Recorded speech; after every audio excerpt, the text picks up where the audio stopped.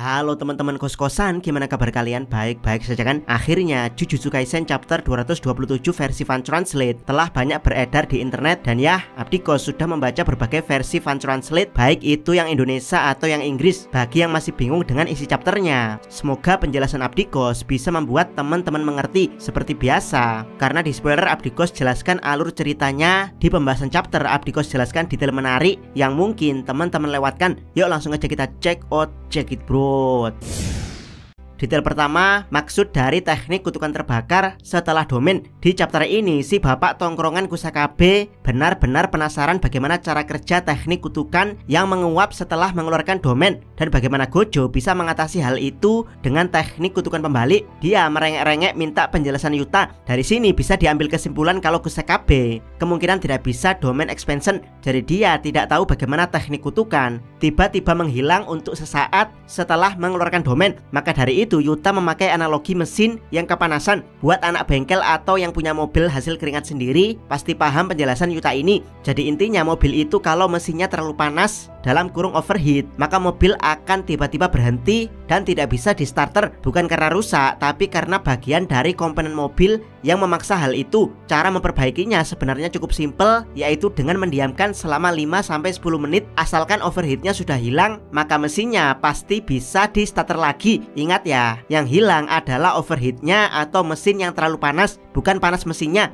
Jadi kalau mendiamkannya cuma sebentar, memang bisa di starter lagi, tapi karena mesin masih panas, jadi kemungkinan overheat dalam waktu dekat juga bisa terjadi karena mesin di starter tidak dalam keadaan dingin, melainkan masih dalam keadaan panas, walaupun bukan yang terlalu panas dalam kurung overheat. Dan hal ini hanya berlaku untuk mereka yang punya energi kutukan super besar seperti Gojo, Sukuna, dan mungkin juga Yuta. Jadi yang dimaksud Gojo atau Sukuna bisa menggunakan domain beberapa kali dalam satu hari. Sebenarnya bukan menyepam domain atau menggunakan domain hanya dengan 0,1 energi kutukannya seperti yang biasa diutarakan fans Gojo. Mentang-mentang Gojo punya Six Eyes, atau fans Sukuna mentang-mentang pengoptimalan energi kutukannya ada di level dewa, melainkan dengan analogi mesin panas dan mesin terlalu panas seperti yang dijelaskan Yuta. Penyihir lain butuh waktu seharian untuk mendinginkan mesin yang overheat, alias mereka hanya bisa menggunakan domain satu hari satu kali. Tapi untuk Gojo dan Sukuna hanya butuh waktu 5-10 menit. Namun itu punya resiko gagal mesin alias domain tiba-tiba tidak bisa digunakan atau digunakan tapi melemah. Dan ya, hal ini tidak berlaku untuk Hakari mode jackpot. Lalu apa yang terjadi pada Gojo? Yang terjadi pada Gojo lebih dari yang Yuta jelaskan tentang analogi mesin panas dan mesin terlalu panas dalam kurung overheat. Jadi setelah Gojo mengeluarkan domain dan domainnya kalah, harusnya Gojo masuk kondisi mesin mobil yang overheat. Gojo bisa menunggu 5-10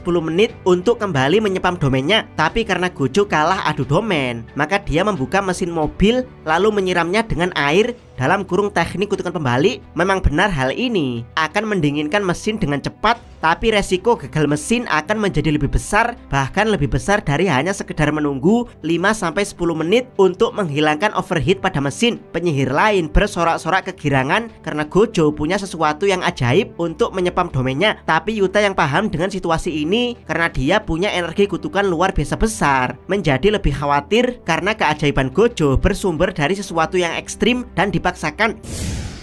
Detail 2, cara Sukuna menggunakan domain expansion dan domain amplification secara bersamaan. Di pembahasan spoiler, Abdikos menyebutkan Sukuna menggunakan domain expansion dan domain amplification secara bersamaan adalah sesuatu yang di luar nalar. Karena memang spoiler Miyamura hanya menyebutkan bahwa Sukuna tiba-tiba melakukan hal tersebut, tapi di versi Fan Translate ini akhirnya Abdikos mendapat gambaran resmi bagaimana Sukuna bisa melakukannya. Dan ya, hal tersebut sama sekali bukan di luar nalar alias sangat make sense. Buat yang tidak tahu, domain expansion adalah cara seseorang untuk meningkatkan efek pasti kena dan pasti bunuh dari teknik kutukannya. Jadi ketika seseorang mengeluarkan domain expansion, sudah pasti saat itu dia sedang menggunakan teknik kutukannya. Lalu kenapa Sukuna tetap bisa menggunakan domain amplification saat menggunakan domain expansion? Jawabannya adalah karena Sukuna tidak menggunakannya secara bersamaan, melainkan dia mengeluarkan domain expansion terlebih dahulu, baru ketika domain tersebut menyerang diserang secara otomatis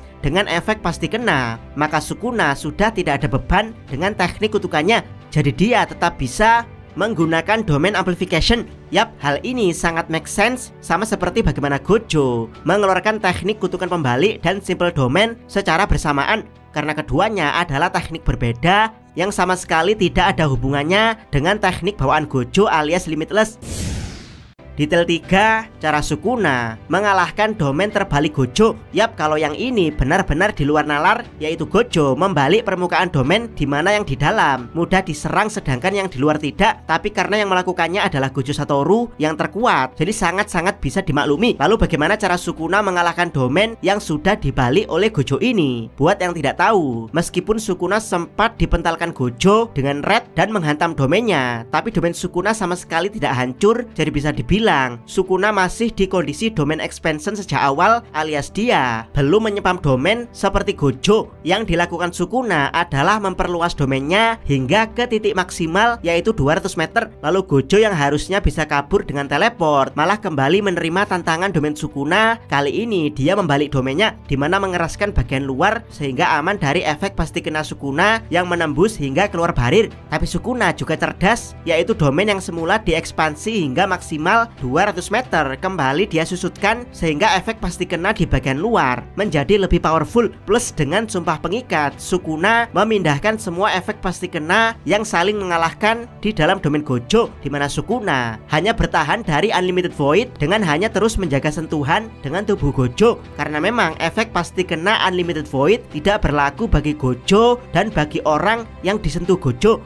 Yap, cara Sukuna ini sangat masuk akal karena sejak awal memang ada keterangan kalau domain Sukuna bisa diatur sesuka hati, mau normal 200 meter atau lebih kecil tapi padat dan kuat. Sukuna bisa mengaturnya, dan ya ternyata tidak hanya besar dan kecil, tapi Sukuna bisa mengaturnya layaknya buah kelapa tanpa air. Daging kelapa dan bagian dalam adalah Infinite Void Gojo, tapi batok kelapa dan serabutnya adalah domain Sukuna. Jadi dalamnya 100% kopong dari domain Sukuna. Sukuna bisa bertahan hanya dengan menyentuh tubuh Gojo, dan ya dalam kondisi seperti ini sekali lagi domain Gojo berhasil dihancurkan dari luar. Dari sini teman-teman mungkin ada pertanyaan, apakah jika Gojo membalik domainnya, Sukuna bisa menghancurkan domain Gojo dari dalam karena barir dalam Gojo lemah sedangkan barir luar Gojo menguat? Jawaban Abdikos, tidak bisa. Kenapa? Karena barir tipe menutup menggunakan gambaran imajinatif. Dalam kasus Gojo, gambaran imajinatifnya adalah alam semesta. Jadi Sukuna tidak tahu di mana ujung dari alam semesta di domain Unlimited Void Gojo. Cara satu-satunya memang harus melawannya dengan domain. Dan ya, ini masih menjadi misteri dari domain expansion, yaitu di mana ujung domain yang menggunakan barir. Mungkin nantinya akan Abdikos buatkan video terpisah. Detail 4, cara kerja teknik rahasia Falling Blossom saat domain Gojo dikalahkan untuk kedua kalinya. Gojo masih bisa selamat dari tebasan Sukuna, tapi kali ini bukan dengan teknik kutukan pembalik level dewa atau simple domain, melainkan dengan teknik rahasia 3 klan besar, yaitu Falling Blossom Emotion. Sebenarnya ini versi lain dari simple domain layaknya Hollow Wicker Basket, namun Falling Blossom menangkis efek pasti bunuhnya. Jadi ketika domain Gojo sudah kalah, maka efek pasti kena Sukuna langsung menjadi efek pasti bunuh yang siap mencincang Gojo. Nah, Falling Blossom ini secara otomatis menangkis semua efek pasti bunuh dari tebasan Sukuna tersebut. Dan ya, teknik ini kemungkinan tidak bekerja pada domain yang hanya mengandalkan efek pasti kena seperti domain Higuruma dan Mio, atau domain dengan imajinasi super rumit seperti milik Gojo.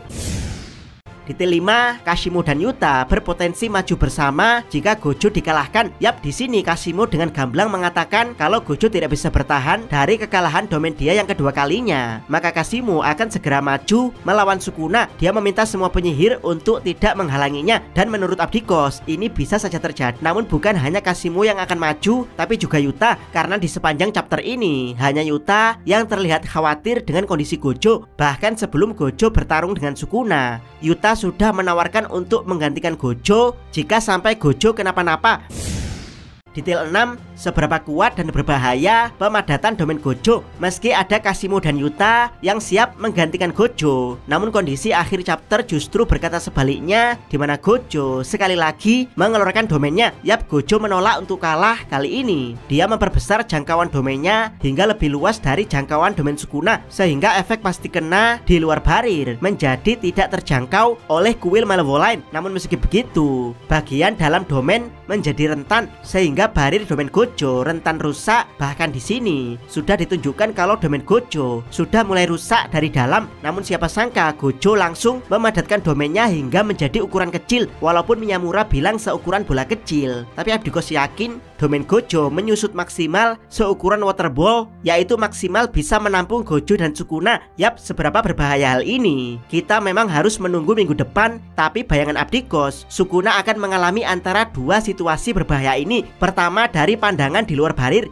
di mana Gojo seperti membuat domain yang semula seukuran lebih dari 12,5 hektar menjadi hanya seukuran waterball. Ini seperti memadatkan stadion menjadi seukuran kelereng. Tidak bisa dibayangkan seberapa padat domain Gojo jika dipandang dari luar. Kemungkinan hal ini berguna untuk memaksa Malevolent Shrine tergencet, dan kalau dipandang dari sisi dalam justru lebih berbahaya lagi. Kita tahu kalau imajinasi di dalam domain Gojo adalah alam semesta. Entah kenapa Abdikos justru membayangkan kalau Gojo di sini sedang menyusutkan alam semesta untuk menggencet kuil Sukuna atau memaksa Sukuna terkena domain Unlimited Void. Yap, apakah pemadatan domain Gojo lebih berbahaya dari Black Hole Yuki? Teori dari Abdikos, iya, Black Hole Yuki terbentuk dengan memperbesar massa sehingga bersifat menyeret seseorang ke dalam black hole. Asalkan seseorang bisa bergerak dengan cepat, alias dia tidak sedang dipegang Yuki, maka dia akan bisa kabur. Apalagi kalau orang tersebut bisa teleport seperti Gojo dan Uwi,